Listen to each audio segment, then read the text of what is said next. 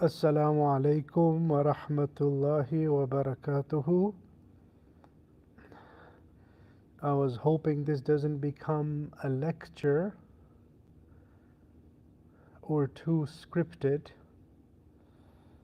because I want it to be more natural and free flowing. But I do realize the fastest way to self destruct is to go live on social media. And thanks to YouTube making going live so easily nowadays. So I do think twice before speaking on live recordings. But I was sitting here alone and just trying to make sense of life and the insanity that life is. And I look at how much work I'm putting into self-help and self-growth, and no matter no matter how much I do, it's like, damn, I need more. I need to dive deeper into my mind and my soul. And I'm in a religious field, and for a good part of my life there was a lot of growth. I feel like I stayed with very special people, saintly people, I can say, highly achieved spiritually and academically. And even then I'm thinking, wow, it's insane how much is needed to succeed in life and not to make mistakes, because it's hard for people to forgive mistakes somehow. Although we all make mistakes, I think we have a very unhealthy relationship with mistakes. Or maybe it's the socially unaccepted mistakes and so on. But in general, I think the herd part of our society is very unforgiving. But nonetheless, I don't want to speak about that. But in general, I'm thinking it's so insane how difficult life can be. And now I start reflecting on how important a parent's role is, or even any special person in our life, a big brother figure, an actual family member, or something like that, that can help us, guide us, nurture us. And those of us who are missing that, I can only imagine how much turmoil they'll have, because if you don't have ready guidance, then any difficult phase of our life, it's really complicated, because we end up making mistakes or reaching for the wrong solutions. So it just makes positive influences that much more important. I think I'm cutting the topic short, but even how we deal with ourselves in those difficult times, between growth and even how hard we are on ourselves. We have the very careless crowd in here, where they'll go through a tough time and they blame everyone else for their mistakes, and they don't learn. They just shift blame, don't take responsibility, don't want to learn and grow, but they want to stick to their old programming and not become a better person. and they're closed off from any further growth and learning and growing. So that crowd, I guess, is more drained in self love and self pity, or whatever we can term it, where they are not the issue, someone else is. And then we have the opposite crowd, which is self uh, beating, in a sense that they beat themselves up for other people's mistakes, and they're hard on themselves, and they keep thinking, oh, if I had done this, I can do better in this situation, I can do better in this situation, while dealing with such and such friend, with this family member, with this situation. I could have done this, I could have done this if I was dealing with a stranger, and I could have been a greater and a greater and a greater person. So they're blaming themselves. And somewhere in between, there must be a balance between how much a person can blame themselves and or say, no, I couldn't have done anything better. I'm asking myself too much. I'm asking of myself way too much. So I call it like a balance between self-love and self-hate.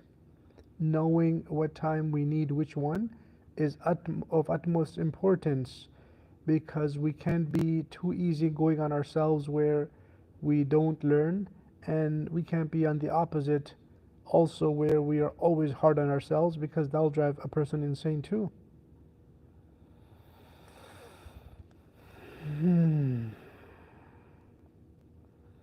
And when a person is going through a tough time, even their rest and their meal and their nutrition and their sleep, when that's disturbed, then that's also a problem, because now their judgment will be further affected negatively.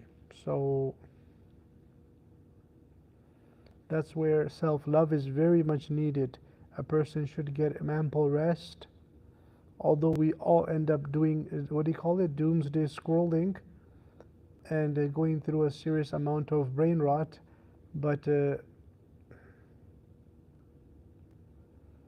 it's really important to keep a nice balance between all this and get rest.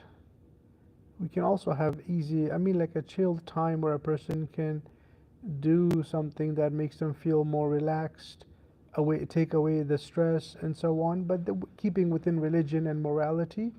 So that's another thing that a person should lean on, or good friends. Talking about friends, we were gone to see our uh, senior mentor, and quite a distance we went to see him, and he kept insisting this time that a real friend, it's such a false notion, because as soon as a person disagrees with the common friend,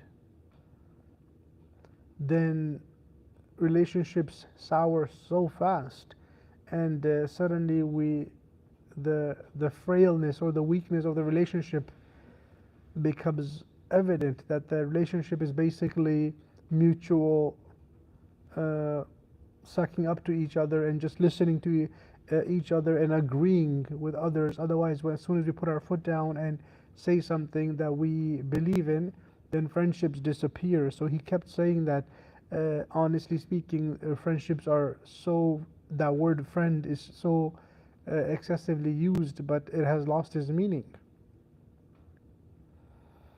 So that is something to always think about too, how as we become less growing or more negative minded, we're not open to friends' input. And I was watching a podcast. I have to share this with you. Hopefully, I can do more work on these topics. But I can't remember the author's name, but he was mentioning how cities or mega cities actually produce or encourage more narcissistic behavior. So that is something that I guess we can think about, that as people, their ability to be empathetic is only possible when they are in smaller circles. and that's how we've been hardwired when we lived in smaller towns, villages, and so on in the history. Then we are able to only show empathy in smaller crowds, and that's where the bystander effect comes in, where a person becomes just a observer, and they're not able to do much because others are not doing much. So we become part of the herd, that we just watch any bad situation, and we're not able to help anyone. So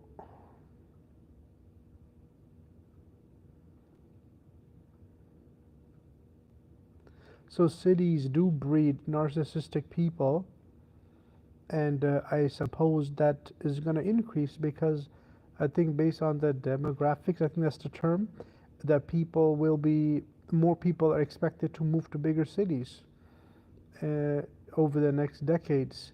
So I guess we're going to be living with a whole lot of narcissistic people. Lord Almighty, have mercy. As if we don't have enough already. Oh Lord. But the irony is, they say narcissistic behavior is born out of feeling inadequate and lack of what's the word, man?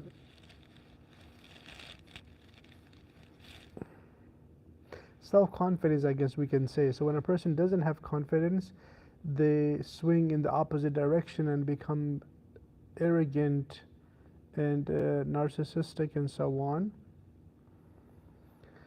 So it's almost a pity, and it makes a person sad to deal with negative people.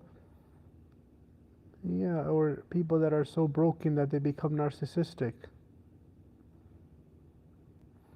But after a while, the the the grace within us finishes, and we're like, come on, how much am I supposed to help you grow when you have nothing but negativity to throw at me?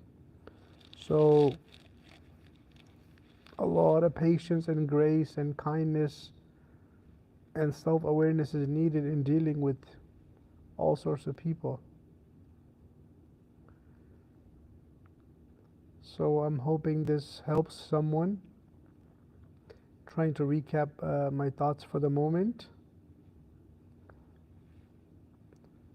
So yeah, have a good evening. It's a Sunday, and stay gracious, stay kind, and don't forget to pray. Take care. Assalamu alaikum wa rahmatullahi wa barakatuh.